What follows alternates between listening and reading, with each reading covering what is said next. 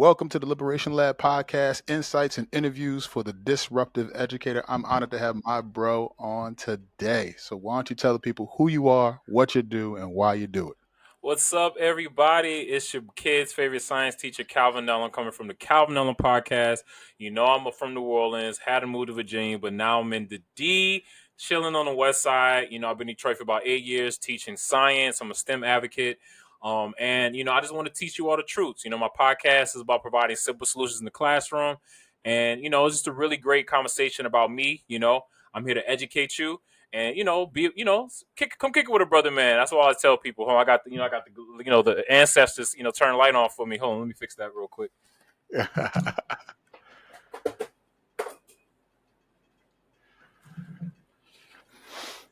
And so the ancestors are watching. So let's get it.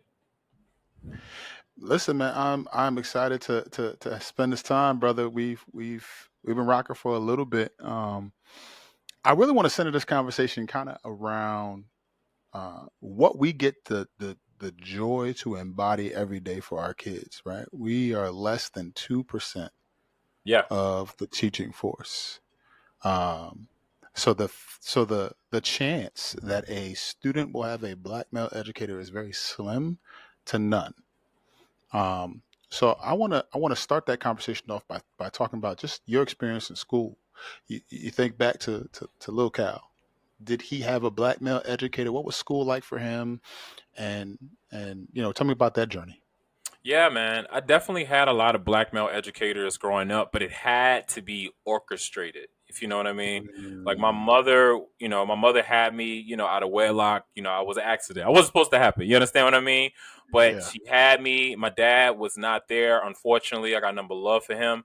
But I had like 5 dads, you know what I'm saying? My friend Stanley's dad, my friend Marcus's dad, my friend Sean's dad, right? I had stakeholders. I had my Uncle Tharo. I had my Uncle Griffin. I had my Uncle Thomas, right? And they were all exemplary men, military to waiters to educators to coaches. You understand what I mean? And it just allowed me to just, be the man that I am. But unfortunately, it wasn't enough. You know what I'm saying? It just wasn't enough. So like when you get in the school system, I'm bored. I'm thinking about being a Power Ranger. I'm thinking about Pokemon. I'm thinking about Yu-Gi-Oh! My imagination's off the ground, and your curriculum is dead. You know what I mean? I used to cheat a lot in class because I just was so uninspired, right? I just was trying to get the quick A because I was told by my mom, you have to get good grades, right? I didn't know why, and eventually, right, I went to college and I didn't know why I was going to college, right? But I recognized that I was at HBCU. They telling me like, if you want to be a physicist, Calvin, you got to work twice as hard. And I worked twice as hard, but I got tired of working twice as hard because I'm like, well, I'm working twice as hard when other men ain't working twice as hard as me, and they cheating, right? And they selling their souls just to be accepted by a society that would never accept them, right? And I just was trying to figure out my purpose, right? Figure out, am I going to college for my mom or am I going to college for something bigger, right? And so I remember, I was about to drop out. I had all F's during my junior year because I wanted to work on my right brain. So I took all art classes. I just was being like all my favorite liberators. I was rebelling in the most privileged way, if you want to talk about it.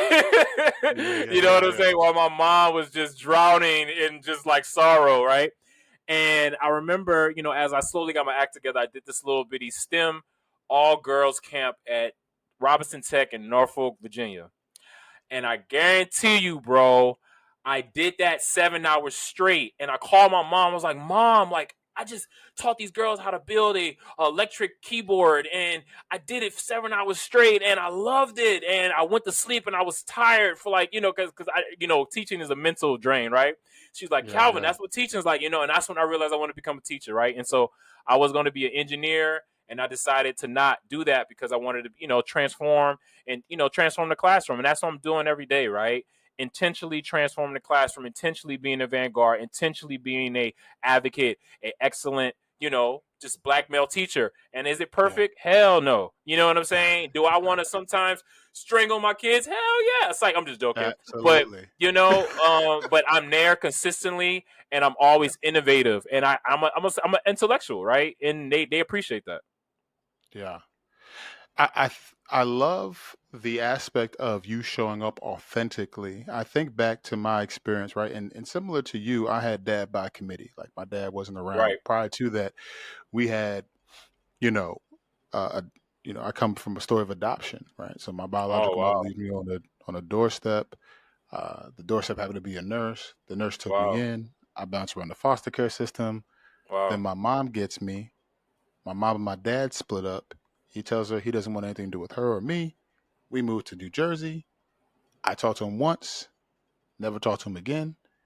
And so for me, there was a almost like a gaping hole, if you will, right? And there's this part where I'm like, you know, I'm working really, really hard to prove that I'm a young man, that I'm growing, right? And so Yeah. I perform well um, academically. I performed well athletically.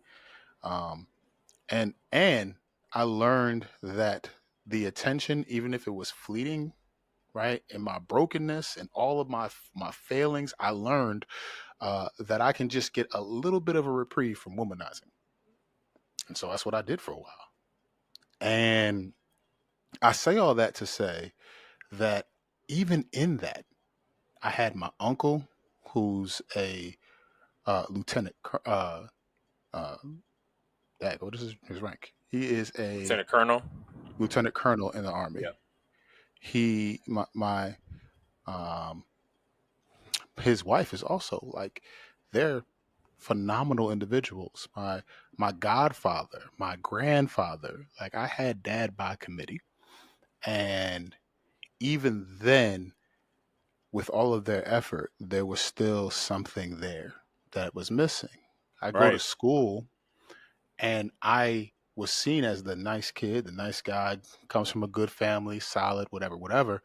Um, but inside, man, I'm dealing with some stuff.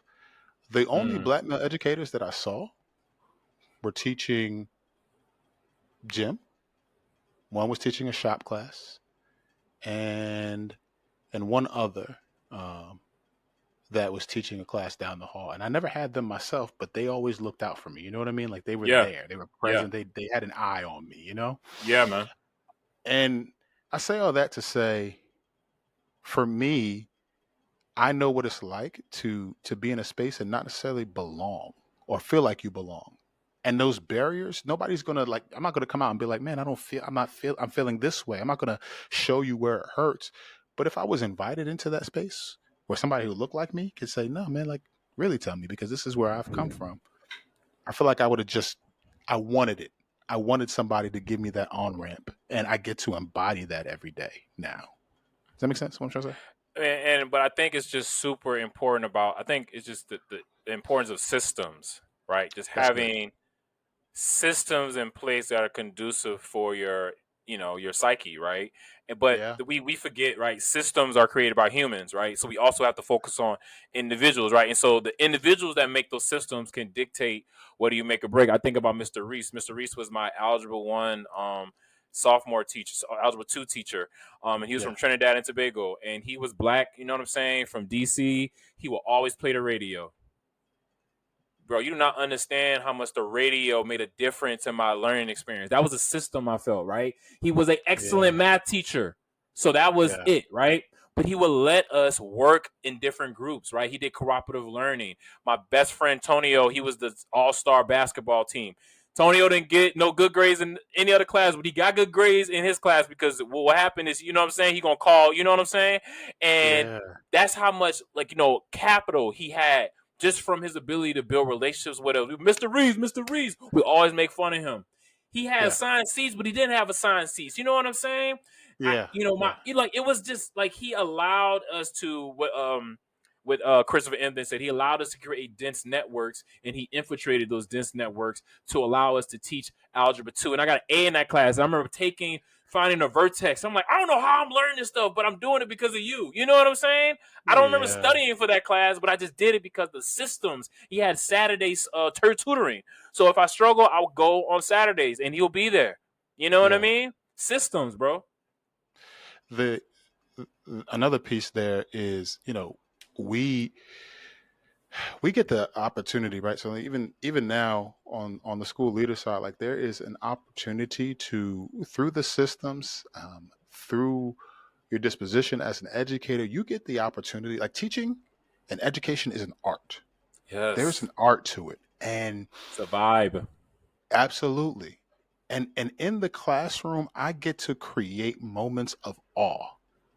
I think when we create that type of space for students, when they, yeah, I was just reading this today in an Ed Weekly opinion article, and the moments where we create that tension, the moments where we create um, something that could push our students beyond their comfort zone, but they feel like it's safe enough. The moment when we have them Mm, imagine deeper, mm. the moment we have them think creatively, the moment we have them believe in themselves, the moment that we do all of those things, we create those moments of awe. And it's not math class anymore. It's not just STEM class or science or Right. technology or Yeah. it's bigger than that. And in those moments we see a maximized capacity for learning, a maximized capacity for development. And I love that we get to do that every day and embody that as Black men. Brother, I remember one time, I was, fairly on getting my degree after I'd made all my mistakes, and I remember my math department. We had high schoolers come in, and they wanted to let the college kids teach, the high schoolers the math they'll be taking when they become freshmen.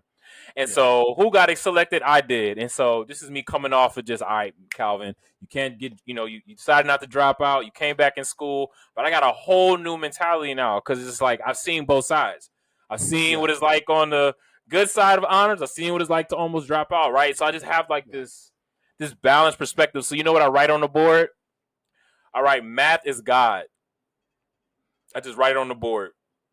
And I sit down and I just have them just think about that, right? Yeah. And then I kid you not, the director comes in. He's like, "What are you doing?" And he stops it. He stops it. He tells me to come out the class. He's like, "What are Yeah. you doing? You're supposed to be teaching them algebra 1." I was like, "I am, man, but I'm just trying to, you know what I'm saying? I'm Yeah. trying Yeah. to, Yeah. I'm trying to hook them in, right?" And Yes. that's one thing that we forget as teachers when we're trying to go over content. We forget to engage, right? But with Yeah. engagement, you got to encourage them, and with encouragement, you got to empower them. That's what Brother Calvin Mann says, right? He Yeah. deals with males that that are have high suicide rates, and he talks about that. You got to Hmm. engage them.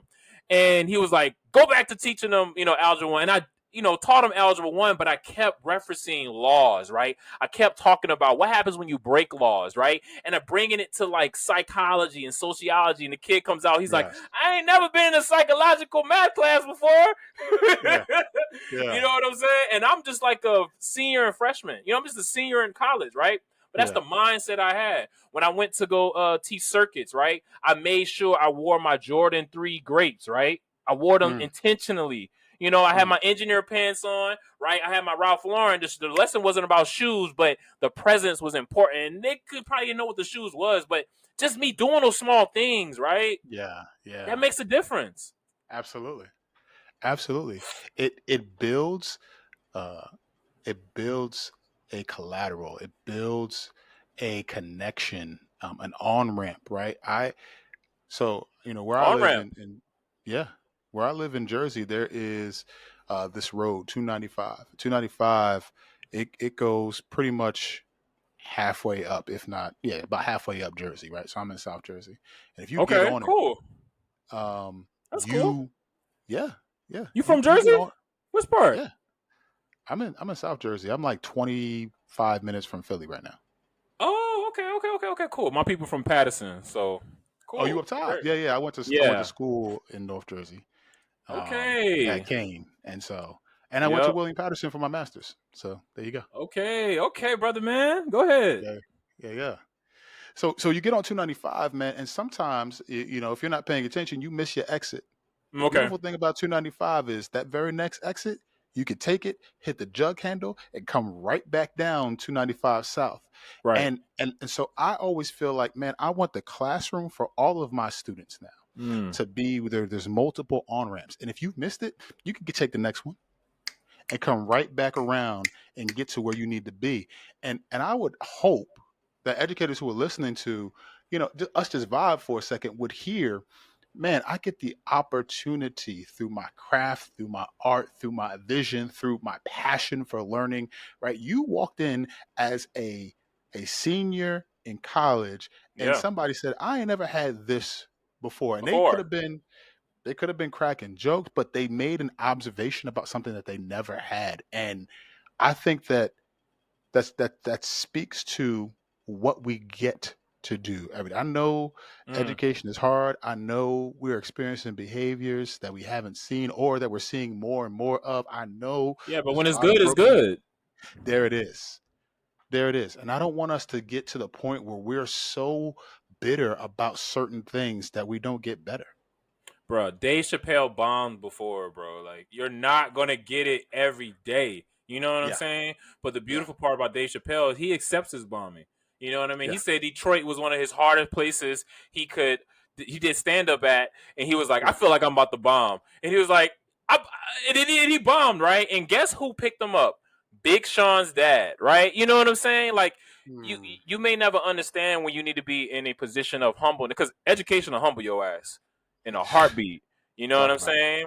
And you Talk may about it. need a Big Sean dad. You may need Miss Howard. You may need Miss James to come over and just give you some game. You feel me? Yeah. That you Yeah. probably know is going to get from the university, but your ego or your wanting to be perfectness blinds you of that, right? And so Yeah. again, education is balance, right? It's just accepting your losses, celebrating your wins. Do you understand what I mean? Celebrating your losses with your kids, celebrating your wins with your kids, right? Shouting them Yeah. out. Like, I'm recognizing like a lot of like our kids post COVID, they're just not getting a lot of love. They're not getting a lot of recognition. They're not getting a lot of encouragement. That's why they're so struck. They're so caught up on social media because that instant dopamine. You understand what I mean? We ain't fast enough. You know what I And mean? and to your point, we we create enemies out of things that don't have to be enemies, right? So my Say response it. to the TikTok, my response to the phone, my response to all these things is we're just going to ban it all. And our kids are, we got these things at my school called yonder pouches. Yeah. Yonder pouches, you know what they are? Yeah. The Yeah, phone so pouches. yeah, man, you put them Yeah. in the pouch, you lock that thing up, right? And Yeah. and and as you lock it up, you need a magnet to open it. But my kids, they're engineers, so they learned if you take that little needle and you bend it just a little bit, you can pop that thing back open. And so they've learned. What? Oh my gosh, yes, they know how to do it. You should see them outside getting their Flintstones on, banging the end of the pouch on the. You should see them getting to it. And I bring that up to say, like, listen, I'm with limitations, I'm with certain parameters for kids, and I think we need that, They right? need But management for sure. absolutely. But what an opportunity to say, all right, we learned this in our writing class, our ELA class, and we talked about this concept. Do you have maybe there's a TikTok that you've watched that kind of brings out a point here, right? Well, what would you add to it? And sure, you got to screen it, and maybe you got to work for it, and maybe whatever. But now you're using their cultural artifacts where they are. Because here's the Right. thing: even as black male educators, generationally, we're not the same. Like there's differences between me and my kids, and I have to continuously be a student of my students. Because if I don't do that, then I'm going to assume because we look alike that we're going to vibe all the same way, and that's not true. And we should have just said this too. Just because you're a black male educator teaching black kids don't mean you're gonna be effective. Come on, You know what I Doc. mean? That don't mean you're gonna be effective, right? You Right, know right, that's not guaranteed, right? There's a right. correlation between race and culture, and you can use your culture, right, to allow people to understand where you come from, right? But culturally differently, kids knew I wasn't from Detroit when I first moved here. They could Yeah, tell. You know what I'm saying? They could tell how I talk. They can tell how I walk. They can tell how the it's a music. They can whole tell how the different vibe. shoes I wear. They can tell how I wear my pants. You understand Yeah, what I mean? They can tell how I tuck in my shirt, right? And so they're culturally complex, right? We can't just yes, assume they are all the same. And so, like you said, we gotta humble ourselves. We gotta that's it. know our audience. You remember you heard about what happened with Kai, Talk to the me. the TikToker? Kai, he's a Oh, he went out to New York. yeah, he's a Twitch streamer. You heard what happened? So here's what I got. You let me know. You fill in the hole. So I heard Yeah. that the guy goes out to New York. He he made some promises to do a giveaway with some PS5s and some things, and so he gets out there and ain't nothing to give away. He don't have nothing. He just lied. I mean, that's the number one thing he shouldn't have did, right? So just like Right. when we over present our kids, we over present to our kids, and then they it falls off short. They're like, that was it. You know what I Yeah. mean? But then Yeah. also, even if say they said he gave away 3,500 PlayStations, bro, you didn't get no permits. You the number one Twitch streamer, TikTok streamer in the nation, bro. You gotta have better management, right? And so like Yeah. a lot of the Yeah. kids, right? They were mad, they were pissed off, right? And now it's just space and opportunity. How many of our kids just take space and opportunity in a lot of your classes, a lot of sometimes our classes, and they just try to fill in the void. They filled in the Yeah. void, and before you know it, old boy got like millions of dollars of fines, right? You know? But it just Yeah. all comes down to management, knowing your audience, knowing your range, being able to say no, right? And not just doing things spirit Yeah. of the moment, right? Because our kids, they're like what Malcolm X said, black people, they're like pipe bombs. All you gotta do is pipe, and you know, we have that Yeah. much potential. We have that much ability to make change in short period of times, but without management, without organization, you know what I mean? Yeah. Yeah, I love that analogy, bro, because you think about that from the perspective, like you said, from the classroom. And I know that there are many, many teachers that reached into their bag of tricks, thought it was going to hit, and never really delivered on the promises that they made, and then expect kids to buy in the next day. They expect kids to have a level of rapport with them the next day. And then they're wondering, why isn't this thing working? Well, probably it's not working because you're going to a tactic to try to get through to a kid instead of being authentic to who you are and building genuine connection. And kids can smell Yeah, bro. inauthentic people a mile away. One thing they're going to do is tell you what's real. Now, would you say that kids are maybe putting too much on teachers that maybe they're maybe not getting from maybe at home or other systems in place? Do you think maybe that also is a case where teachers just feel like, because I'm sure a principal, you want a teacher that can also do all that, but then you also want a teacher that can just teach very well, effectively, right? And in Yeah. all, they do those things because they're effective, right? Yeah. But some teachers like, yo, I just I want ain't to got that. teach. I just want to teach. Yeah. I got a few of them. I got a few of them.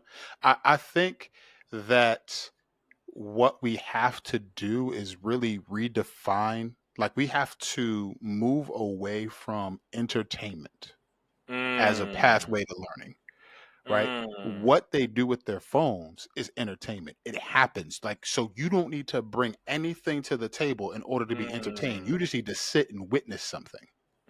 And I mm. think that sometimes in education, we have ascribed to, without saying it, a level of entertainment. And I don't want entertainment. I want inspiration. Mm. I want collective understanding. I want collective works. So what that means is, Yeah. I say this all the time, and I've used it before. But my kids, right? So when I say come down and let's eat, sometimes they walk past me and go sit their behinds down at the table, and I'm like, no, uh, you live in this house. Right. Go get you a fork. Go get you some napkins. Get the plates. Set the table, because we family. And then because we family, we all gonna work together to put something on this table. You can't come empty-handed. And in the same way, you build your class community in such a way that says, I'm not coming here. This ain't BK. Have it your way. Like, Right. I'm coming with something in my hand to bring to it. So now it's more. All of us collectively building something special versus me sitting down and wanting to be entertained. And because like if you think about it, right, it's like I don't know. So the mayor, right, the mayor, his response to it, right, and this just shows like how out of touch he was. He just was like, yeah, man, we had outside agitators, and they would be. It's not that serious, people giving out Game Boys. Game This, Boys. this was Adams. Yes, Game Boys, bro. Game Boys are 15 years, dog.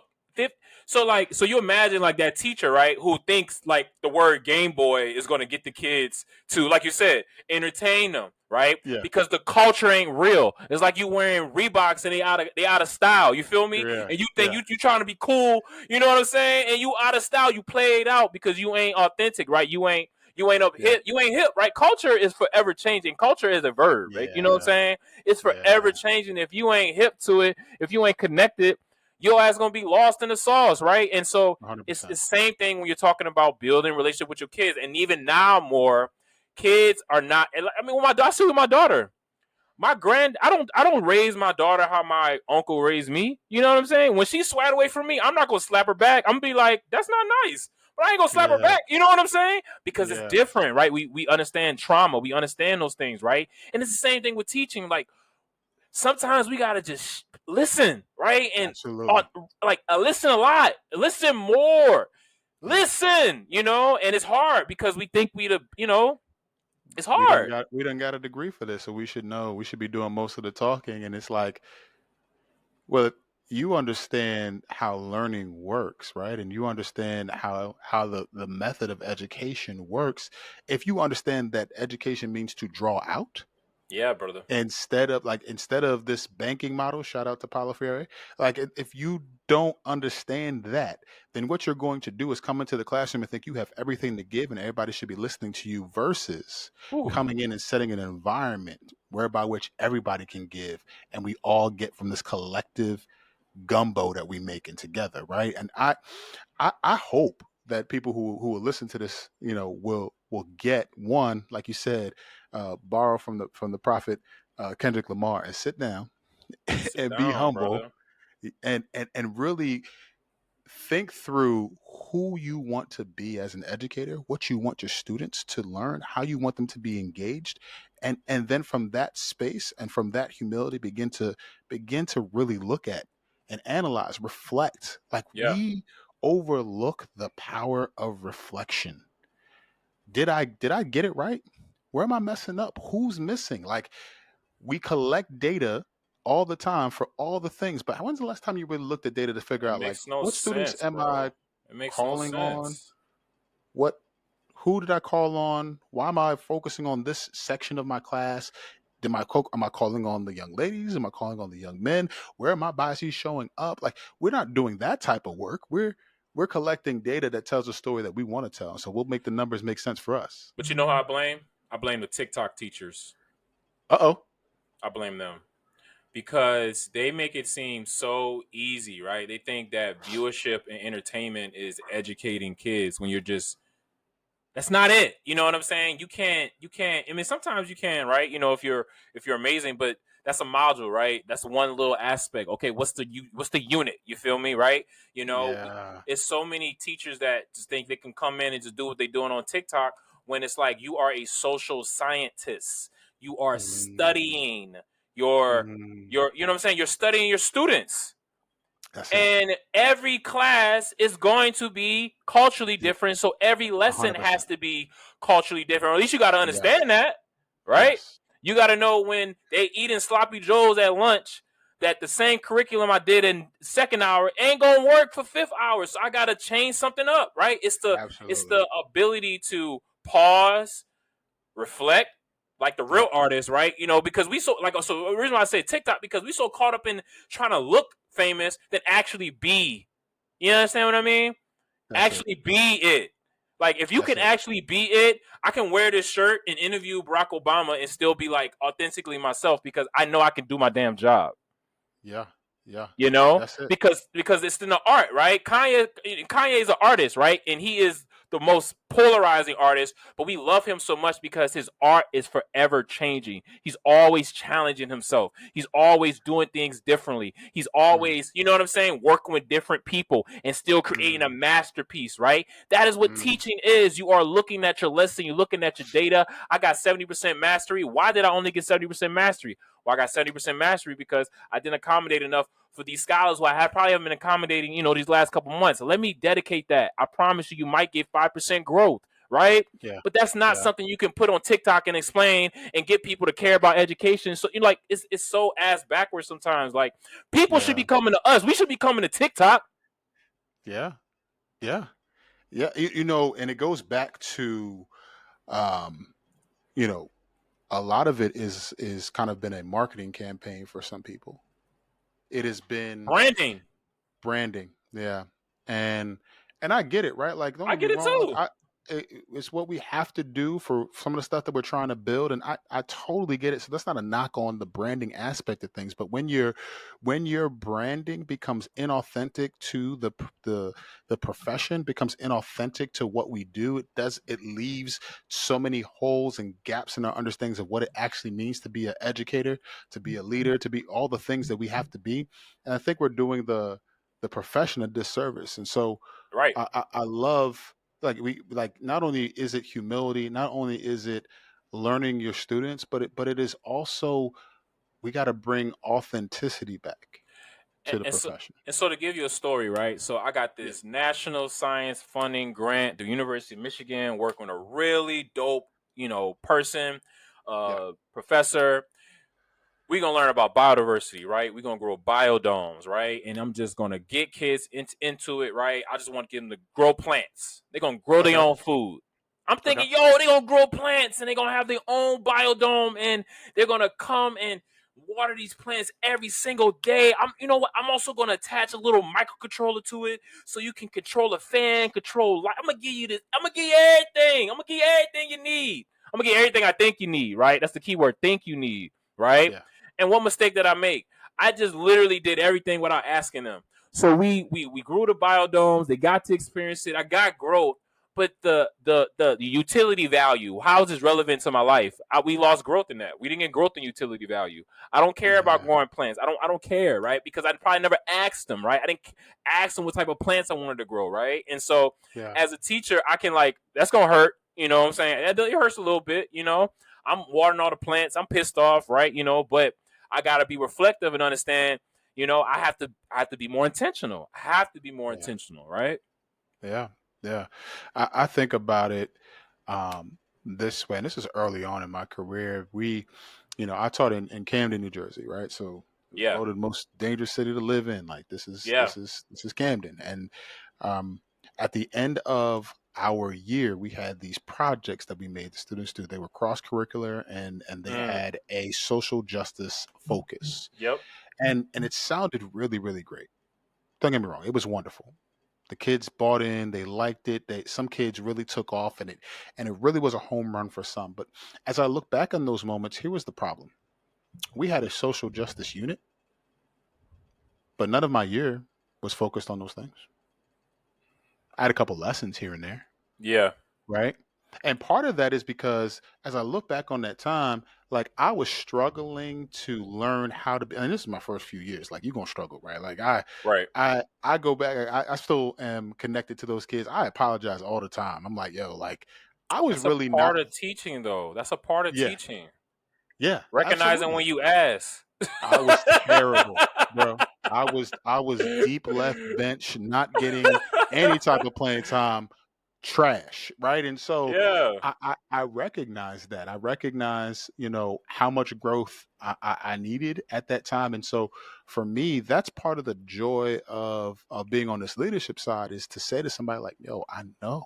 Like, I get it in a real way. Even now, as people think, oh, well, you're on the other side and you're doing these things. And, like, yo, there are some, like, this last year, how much reflection, how much growth I still need as a leader. And it's never going to stop, but I right, enjoy it. Like, I love this. right. I'm built for this, bro. And that stuff still gets me excited about this. So let me Yeah, let me brother. let me let me do this real quick, because I Yeah, I, I love our vibe, and I want to bring something here. I yeah, think that for our listeners, they would hear this and they're like, man, this is great, and they feel inspired and they want to do these things, right? So I want to talk about this. Let's talk specifically to the 2% right now. And let's say that they are in leadership, let's say they are a teacher, let's say whatever role that they are in. Uh, what are some things that if we would just had a huddle real quick with all the 2%, and we're just vibing and talking, what are some things that you feel like need to be at the center of that conversation to help move us forward? yeah, man. Yeah, so again, just recognizing, like, as men we have privilege, even as like black men we are marginalized. We still have privileges, right? Because Big facts. a school will scoop you up in a matter of fact because you're a black male, but you don't want that because you want them to scoop you up because of your competency, right? Your culturally Absolutely. competency, right? And so Yeah. you want to ensure that your visible isn't overpowering your inner. Yeah. So it's kind of like you gotta like kind of like prove yourself always, all the time. You understand what I mean? Like, not Yeah. prove that you're smart, but you have to show out. You Mm, know what I mean? You gotta like be excellent. So, for yeah. example, when we had our graduation, we weren't required to wear the graduation garments. We weren't Yeah. required. Mr. Nellum wore his graduation garment because I got my master's in it. You understand what I mean? And I Yeah. did my speech. My speech was excellent because I practiced it 56 times. Yeah. And people walked up to me and it was like, thank you for speaking and thank you for wearing your garment, because what it's showing is that no matter where I come from, no matter what I look like, I can do that because Mr. Nellum did it. And he did it Yeah. playing 2K. He did it playing basketball. He did it doing all the other stuff that y'all did. I tell the kids all the time, I'm nice in 2K. I'm nice in sports. I'm nice in STEM. I'm nice in everything. You got to be nice in everything, y'all. You can't just be, you know what I'm saying? Yeah. You gotta show out, right? And so just let them understand. With that though, give your ass grace, right? Yeah. Don't feel like you got to say the world. Don't feel Yeah. like, you know what I'm saying? Just because you didn't get it today, you won't get it tomorrow. 1% every day. Try to give you. If I can do the 1%, Ron Clark. I got that from Ron Clark. If I can do Yep. 1% every day, eventually, because you are a black male, you are automatically infectious. You're Yeah. automatically elite. Like, they're gonna want to lead because no, it's just what it is, dog. You know what I'm saying? That's how the world works, right?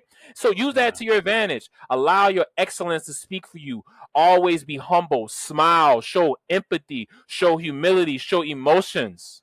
Yeah. Yeah. You understand what I mean? Yeah. And when you do that, you know, like to your point about it being infectious, you give young boys the permission to be their authentic self, to show the breadth of our experience. Like I'm not afraid if something is emotional to cry in front of my kids. I want you to know it's okay. Yes. And I Yes. and at the same time, don't let this shirt and tie fool you. Um, if Show I them the need to, tiger. Show them the that's it. tiger. Or That's it. teach them that the tiger should never be absent, but it should be forever present when needed. That's it. That's it. And it gives us permission to show little black boys that they can be all of those things and have depth and range and permission to be and to breathe and to exist. And I want the 2%, if y'all are listening, and you know I know you are, whatever place that you get to walk into, don't forget the ancestors whose shoulders we stand on. Yeah. Don't forget the community who is cheering you on. And don't forget that your existence gives permission to the young boys who are looking to you. Yeah, And man. I think if we do that, we'll walk with excellence and be all that we need to be now and into the future. And I hope that one day we could look at this and be like, man, it's 10%. Man, what happened? Yeah. I would love for that to happen as well. You know what I mean? And that's really the goal, right? Just incrementally getting better, allowing yourself to give grace, stepping down for someone else to come back up, and That's it. being advocates for other marginalized groups, because we're vanguards, right? When black males are in the room, suspension rates go down. You know what I'm Yeah. saying? Grades go up, right? Yeah. When I leave my class, when I'm sick, fights usually happen. When I'm in my class, fights don't happen. You know what I mean? Yeah. And Yeah. that's not just saying because, usually kids fight because they don't feel like they're protected, and the adults are not protecting them, right? And so it's a lot more than that. But just understand though, like, excellence. You have to be excellence. You have to have high expectations for yourself. You got to be a true pedagogue. A true pedagogue is reflective in their craft, and they love their craft, right? And they understand that just because you are highly effective on a rating doesn't mean you're highly effective. I'm gonna let that sit. Right. Yeah, So, man. bro, how can the Liberation Lab community support you, connect with you? How can they tap into your work? Yeah, brother man. So please check out the Calvin Nellum podcast. I just came out with a new episode called Distance Cousins. I'm also interviewing a new artist called Seven out of the Las Vegas scene, man. I'm just all over the place. But if you want to support me, please just subscribe, like, share, leave a comment. I'm here to have authentic conversations because I'm you. You know what I'm saying? I'm an educator. We all had educators, and I'm the educator that hopefully wants to get you not only to love me, but I want to reach your hearts because, I got something to show you. I got something to tell you, man. I'm coming from the 504 from Virginia, but now I'm in the 313, Detroit. What's up? What up, though? I just got my honorary Detroit license, so I can say that now. Before I wasn't able to say that. Okay. But yeah, please support the podcast, y'all. Watch it. If you like it, dislike it, let me know. Leave a comment because I'm trying to get to 50 episodes by the end of the year.